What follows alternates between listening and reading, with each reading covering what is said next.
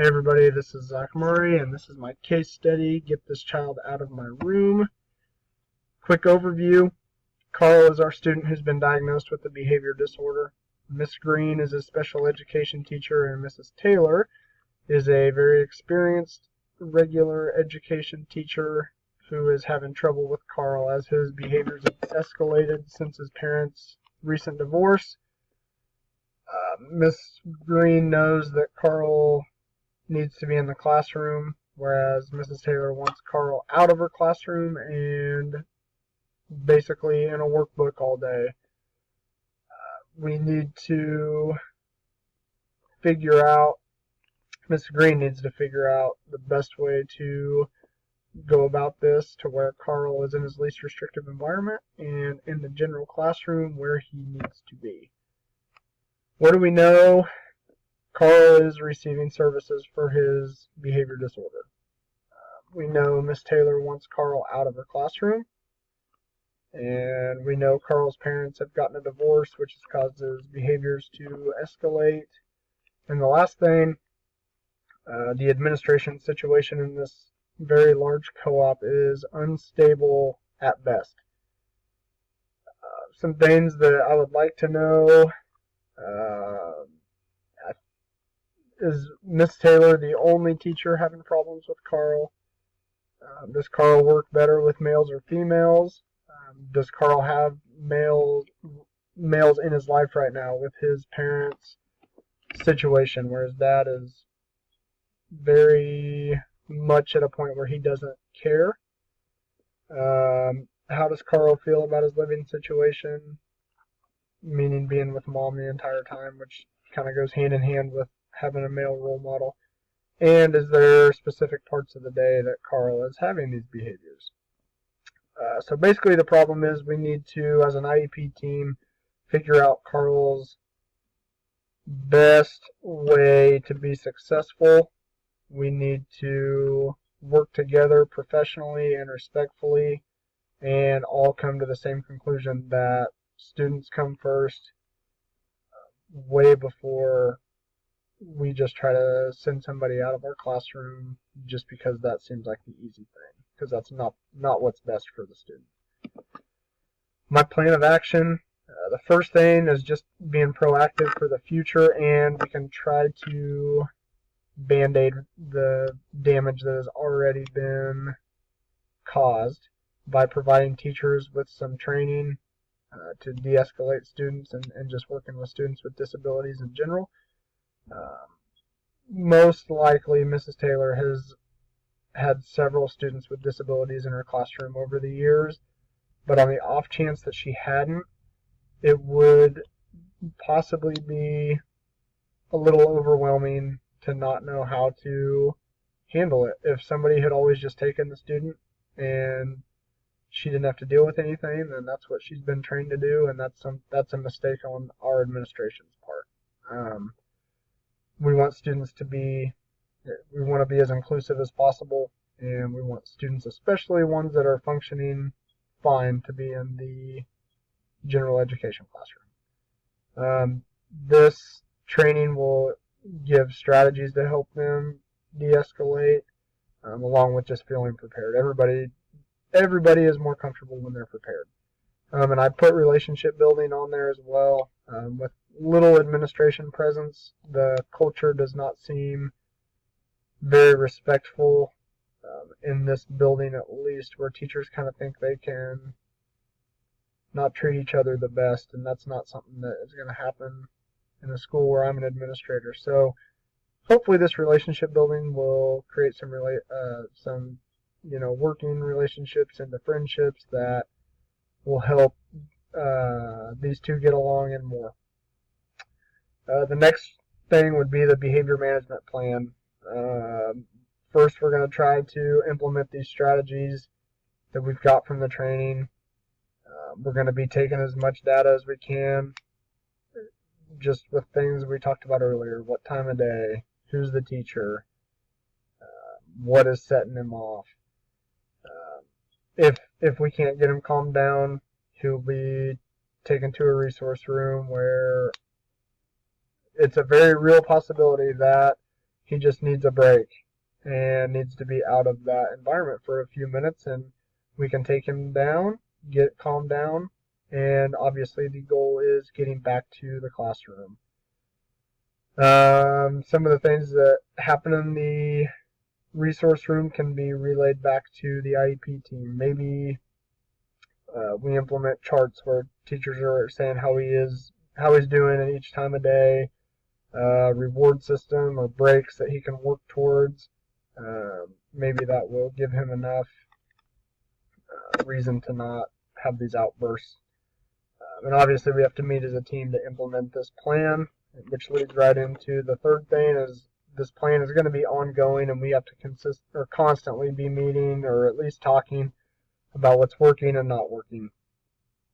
Some things that we need to look into still and experiment with is male or female the best for Carl. And if it's a male, which I think could be a very real possibility with Dad being as out of the picture as he is, or at least not actually present, is maybe he just needs a male in his life.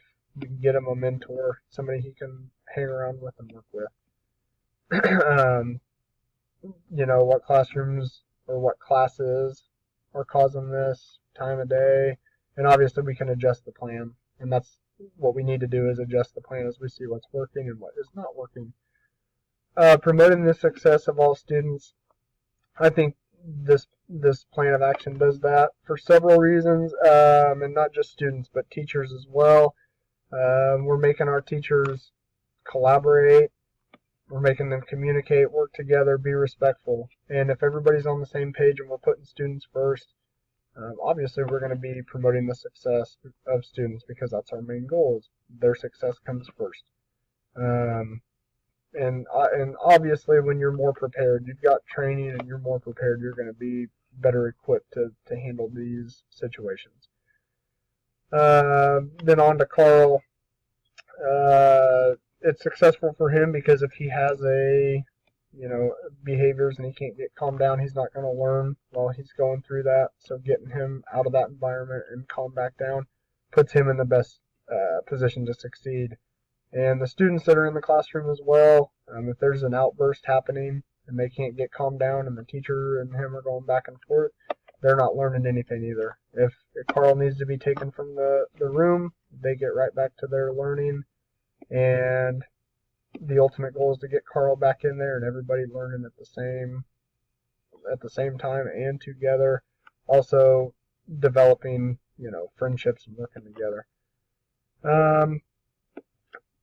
I think a big part of this is Mrs. Taylor and Miss Green working together, developing that relationship, and working with the common goal of making Carl successful. I think Mrs. Taylor taking more of a role on his IEP team or just on his in him in general is going to make her take a more personal interest in the whole situation.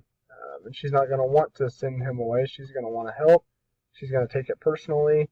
And ultimately, that's going to benefit Miss Green, allowing her to do her job, and Carl, because he needs to be in the general education classroom. Some things I was thinking throughout this, the parents not doing everything they can is mind-boggling to me. Mom had just kind of given up, and Dad just didn't care. That was really frustrating. The teachers not being professional, very frustrating. Always need to work together. The fact that they just wanted to take the easy way out and put a workbook in front of a student, also not okay. And one thing a positive that I was thinking was Miss Green's attitude. She was looking out for Carl's best interest from the beginning. And I really like that she didn't just back down and let that happen. And then an overwhelming thing as well is that, again, with no administration, we just need to figure out a way to get along better and more camaraderie within our school. A little bit of reflection. Providing academic success for all students. Teachers more prepared obviously gives them a chance to be more successful. Developing relationships, teachers and teachers, teachers and students, students and students, is always going to be better. Everybody getting along in a safe and comfortable environment allows for the best chance to learn and to be successful.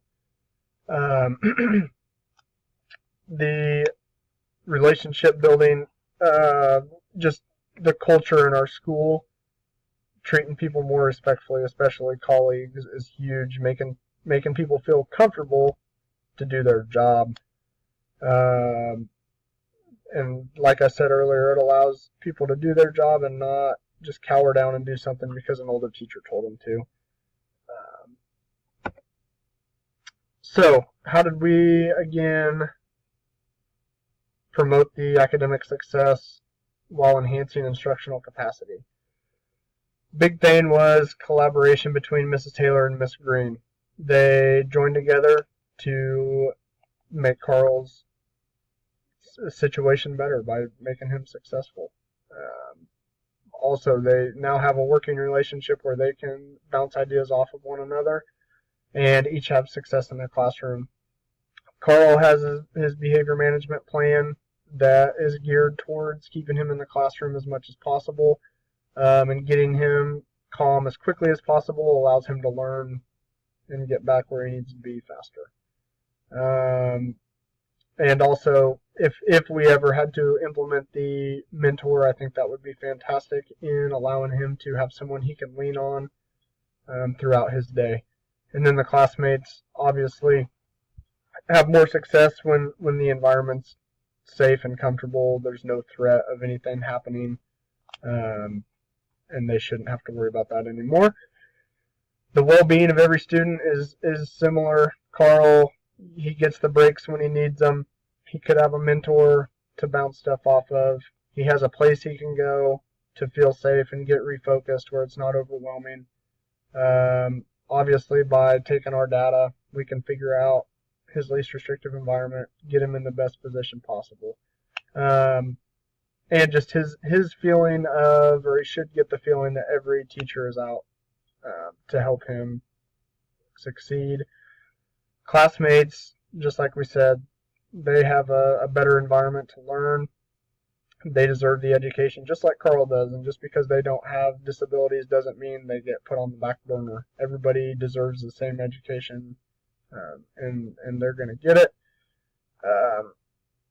And they need to know that they're also, students are the number one priority. Not students with disabilities, not students without disabilities, but everybody. And again, Miss Taylor and Miss Green, collaborating, communicating with each other, building relationships with each other and their students, just allows students to have better days, more success in the classroom, and more people to be able to lean on and trust. And then, how do we enhance instructional capacity? Just Carl having access to the classroom and the resource room to get the services he needs. He has several avenues to help him find success. All the other students have their right to their education, and something else that's not being overlooked here is they're learning how to be examples. They're learning tolerance in dealing with these situations as well. And the teachers, obviously getting the training on how to deal with students with disabilities having outbursts. And they're getting more than enough opportunity now with our relationship building to develop social skills, which seems common sense, but it's not. But they're developing these social skills and relationships with colleagues and with their students. So that is how I saw this case study. Thank you, and have a good one.